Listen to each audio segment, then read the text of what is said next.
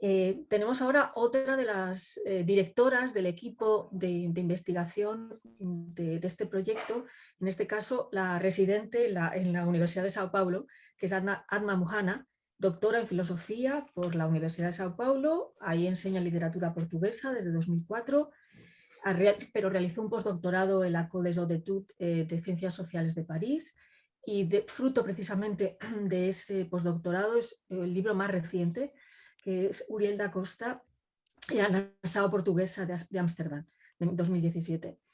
Más recientemente también ha realizado una investigación postdoctoral en el Instituto Universitario de Lisboa, donde se ha centrado en el trabajo sobre la circulación literaria entre el Estado de la India y el Brasil en los siglos XVI, XVIII, y es investigadora principal del proyecto temático Thinking Goa, a Singular Archive in Portuguese, investigadora que dirige diferentes tesis y trabajos de final de máster. Bueno, entre sus publicaciones, que son también muy numerosas, destacar dos libros: Los autos del proceso de Vieira en la Inquisición, del año 2014, y La epopeya en prosa del 600, una definición de género, del año 97. Nos va a trasladar a un ámbito cercano a Sor Juana, porque su trabajo es sobre circulación literaria entre Brasil y el mundo indiano entre los siglos XVII y XVIII, enfoque en la obra del padre Antonio Vieira. Así que adelante, Adma. Muchas gracias. Bueno, buenas tardes a todos. Buenas tardes. Quisiera agradecer a la profesora Esperanza López Parada por la oportunidad de estar aquí con sus colegas y presentar mi trabajo sobre la circulación literaria entre Brasil e Índia en los siglos XVII y XVIII, principalmente en lo que respecta a la obra del padre Antonio Vieira, y desde ahora pido perdón por mi terrible castellano. Bueno, está por contar-se aún la história da ocupação portuguesa em Ásia, aunque sepamos que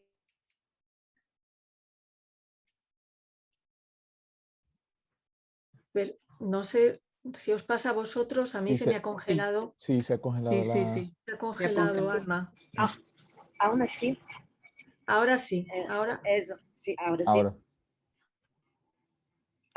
Aún assim, lo que sabemos sobre as atividades de los portugueses em Índia, China e em outras regiões orientais sigue sendo em grande medida algo desconhecido, ya que os hechos registrados se encontram em diversos livros.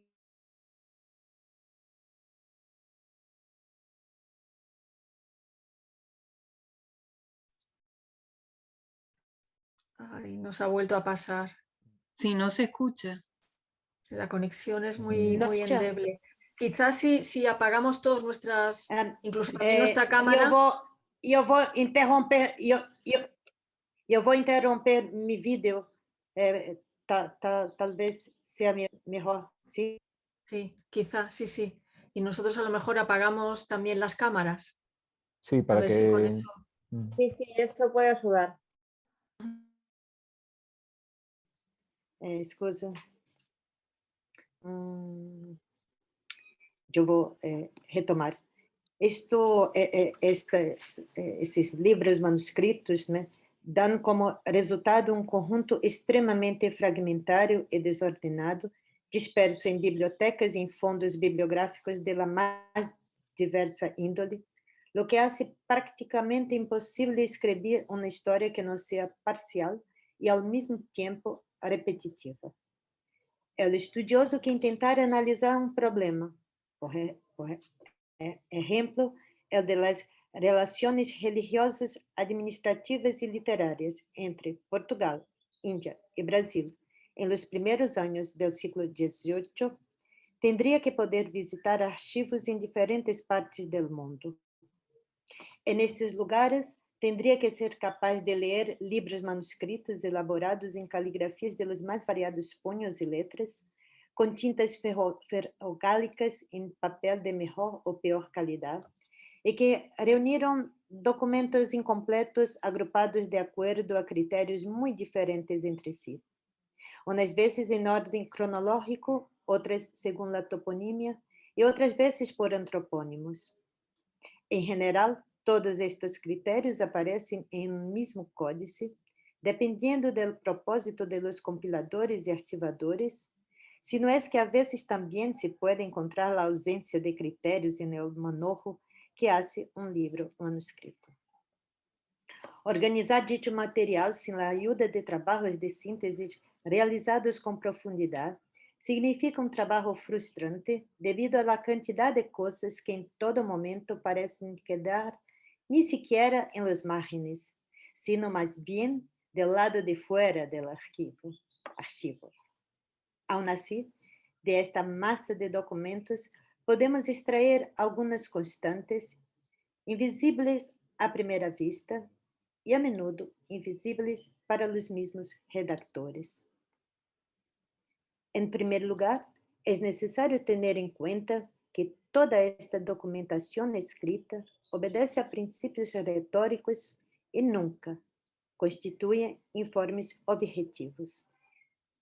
Ya sea que se trate de cartas o noticias o opiniones, siempre pretenden provocar en su audiencia el rey, los ministros, los inquisidores, acciones que se proponen como adecuadas conforme a los intereses de un grupo más o menos amplio y de manera más o menos explícita.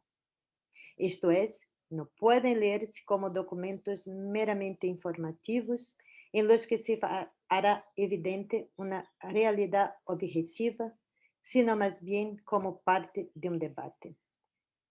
Asimismo, se deduce en segundo lugar que la mayoría de estos manuscritos contienen documentos cuyos géneros en los que fueron redactados no presuponían su posterior publicación. Son documentos escritos para una audiencia específica y no para un público anónimo, imparcial y atópico.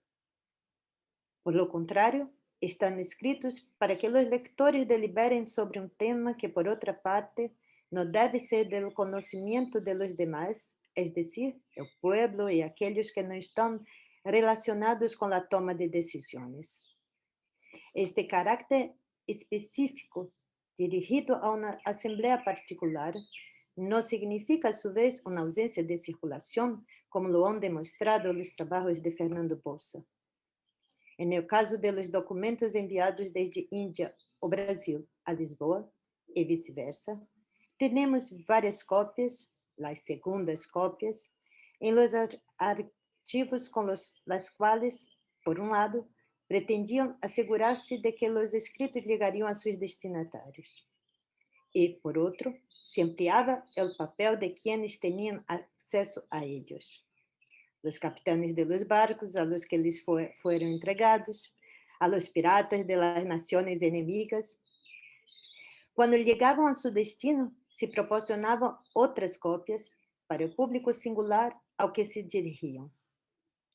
Mientras tanto, se producían algunos discursos antagónicos con el fin de anular el efecto de los primeros, lo que resultaba una gran cantidad de textos que establecían controversias entre ellos y que circulaban en diferentes medios sociales.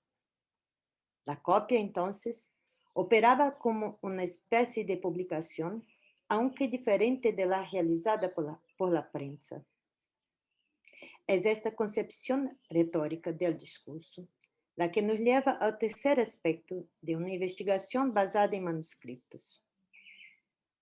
Como los textos estaban destinados a una lectura singular y no a una lectura anónima, no son recopilados por los diversos autores que los envían, sino por el lector a quien se dirigen. Por eso son textos cuya presentación presupone la recolección. Casi siempre se encuentran en volúmenes de fragmentos que difícilmente podrían constituir una imagen unificada de un cierto estado de cosas. En su materialidad, desconocen el principio de unidad que rige la concepción unitaria y completa del libro editado a que estamos acostumbrados a leer. vinculado a la escritura de un solo autor o organizador. Por el contrario, los códices de los que disponemos en los archivos no tienen ninguna unidad y solo están unificados, si así se puede decir, por el lector para el que están destinados.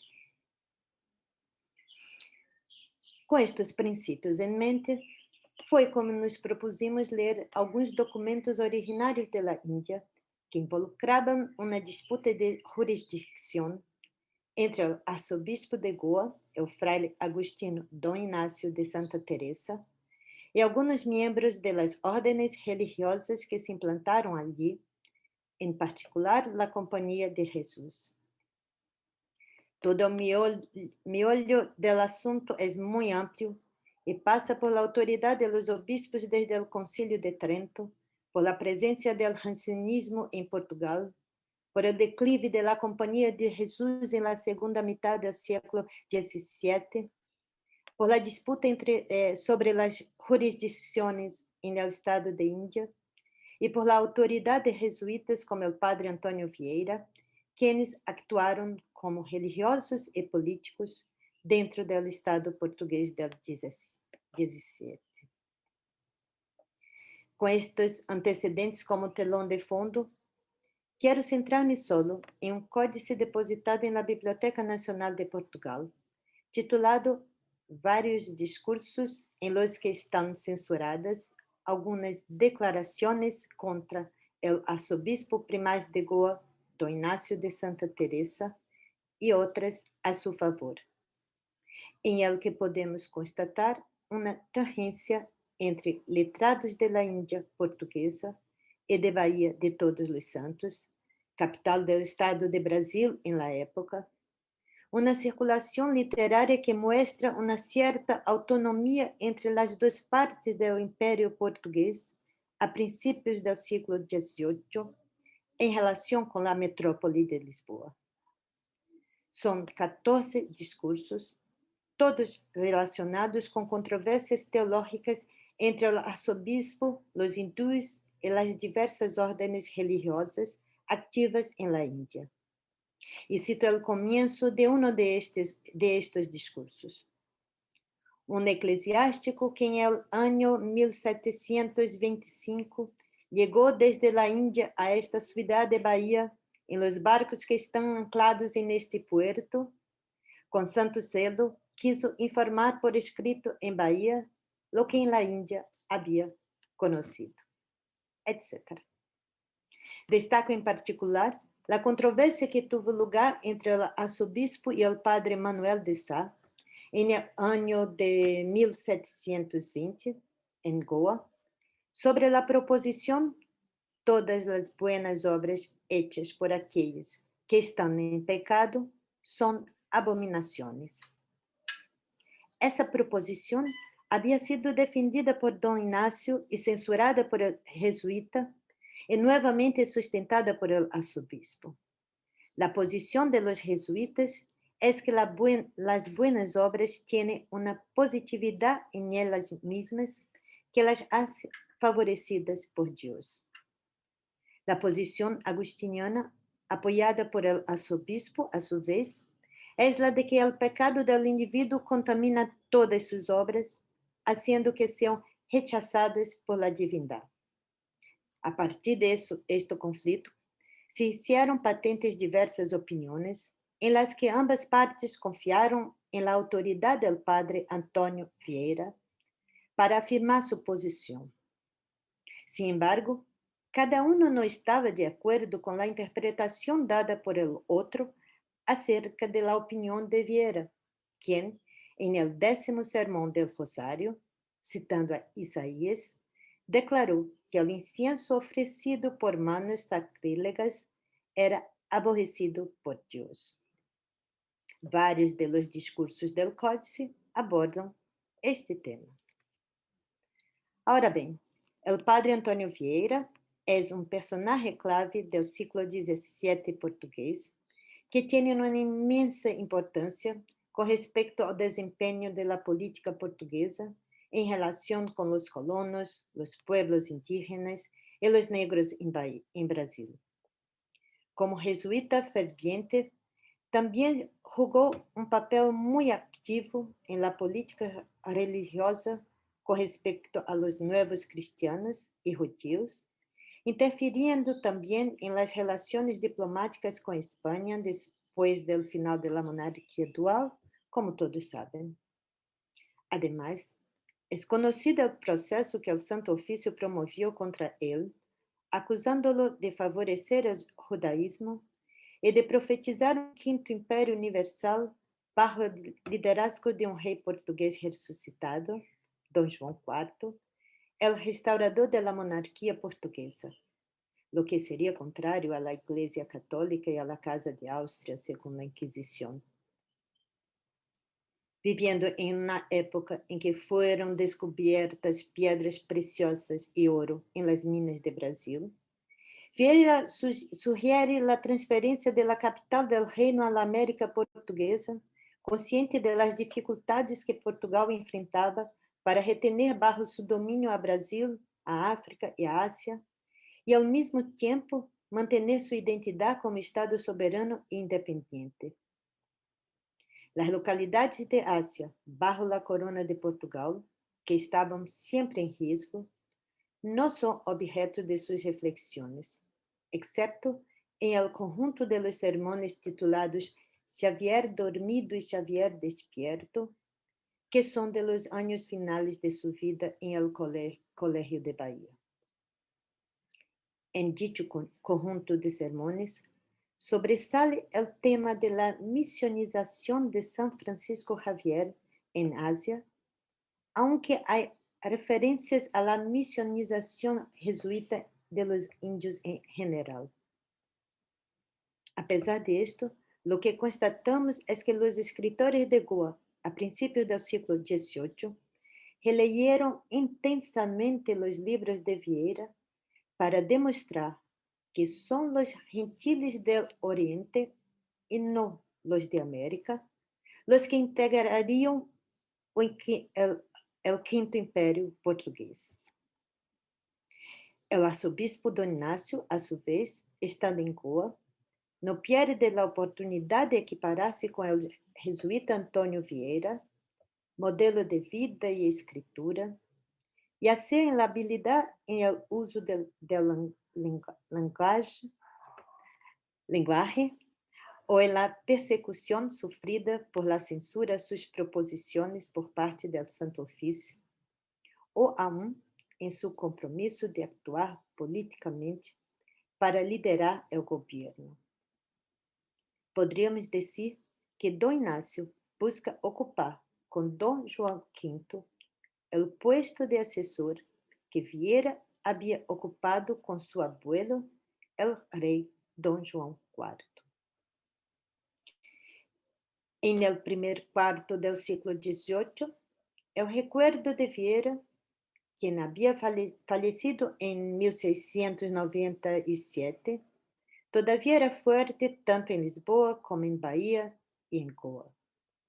En sus bibliotecas en Goa, Don Ignacio tenía volúmenes de los sermones de Vieira impresos en años anteriores. Asimismo, tenía la historia del futuro que Vieira escribió y dejó incompleta durante su proceso inquisitorial y que se publicó después de su muerte en España. Tenía una colección manuscrita de noticias sobre Vieira, obtenida de informantes en Bahía de Todos los Santos y en Lisboa.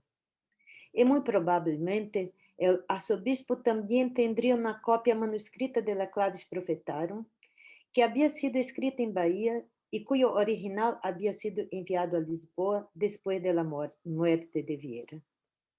Durante ese periodo, sabemos que personajes cercanos al rey Don João V hicieron esfuerzos en Roma para autorizar la impresión de la Clavis, lo que nunca sucedió.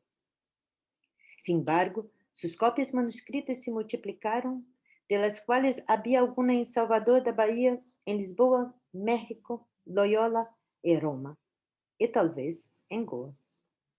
Ahora bien, el arzobispo tomó tan en serio su estudio sobre la obra de Vieira que incluso llegó a publicar de manera anónima en Londres un trabajo titulado Crisis Paradoxa, que tenía la intención de ser una lectura inspirada de la Clavis Profetarum. Además, en su libro manuscrito, aún inédito, El estado del actual estado de India, escrito en estos años de 1724 y 25, Dom Inácio discute, rechaza y prolonga las proposiciones de Vieira. Evidentemente, la presencia de estos libros en la biblioteca del arzobispo muestra su adhesión a la obra profética de Vieira, pero desligándolo de los jesuitas contemporáneos. La imitación de Vieira en el estado de India refuerza este aspecto profético y a veces es perceptible en otros escritores, jesuitas o no. Se encontra en ese, además del arzobispo Dom Inácio, el padre jesuita Manuel de Sá, ya mencionado, y el fraile Agustín Jorge de Conceição, nacido en Goa, y autor de un sermón que constituye una emulación de la historia del futuro. En ellos constatamos que las promesas del Quinto Imperio, que Vieira encuentra en Occidente, y en particular en el norte de Brasil, se ven apropiadas como clave interpretativa para la ocupación portuguesa en Oriente. Durante el reinado de Dom João V, entonces, podemos decir que Vieira es releído en la India, no solo como paradigma de escritura y de vida, sino también como un intérprete autorizado de una historia providencialista en que, todavía, allá, el lugar central de Portugal en la cristiandad se torna evidente por el dominio de Oriente y no de América, como lo propusiera Vieira. Para terminar, se puede suponer que la apropiación de Vieira por parte de escritores de Goa no significa un contacto directo con Brasil. Entre los siglos XVI y XVIII, este contacto nos lo proporciona, sí, la carrera de India por la cantidad de administradores y religiosos que ocupan sucesivamente cargos en Goa y Bahía, por los innumerables objetos domésticos de la India portuguesa en los museos brasileños, por las diversas menciones en manuscritos que demuestran el conocimiento en Brasil de los sucesos de Asia, por las naves y soldados que desde el astillero de Bahía partieron para ayudar el Estado de India en sus guerras contra los adversarios de Portugal, etc. Pero lo que la lectura de Vieira en la India y la apropiación de sus ideas proféticas muestran, por así decirlo, es un debate retórico entre los dos lados del imperio portugués que los une al tiempo que evidencia cuán simétricamente distantes están del poder central, donde se fundan los archivos. De hecho, en la actualidad, al abandonar una historia literaria positivista y basada en la prensa, será posible convocar a tantos escritores cuyos textos siguen siendo manuscritos y a menudo desconocidos, a pesar de que, en su momento histórico, habían tenido una divulgación significativa en códices por parte de personajes clave de los virreinatos que, instruidos por ellos, tomaron sus deliberaciones.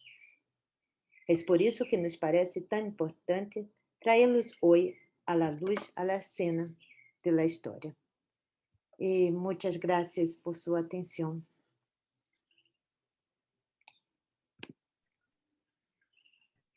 Muchísimas gracias a ti, Adma. Ahora se te ha escuchado perfectamente acompañado de ese pajarito encantador que le ha dado una nota más exótica si cabe a la propuesta. Muchísimas gracias.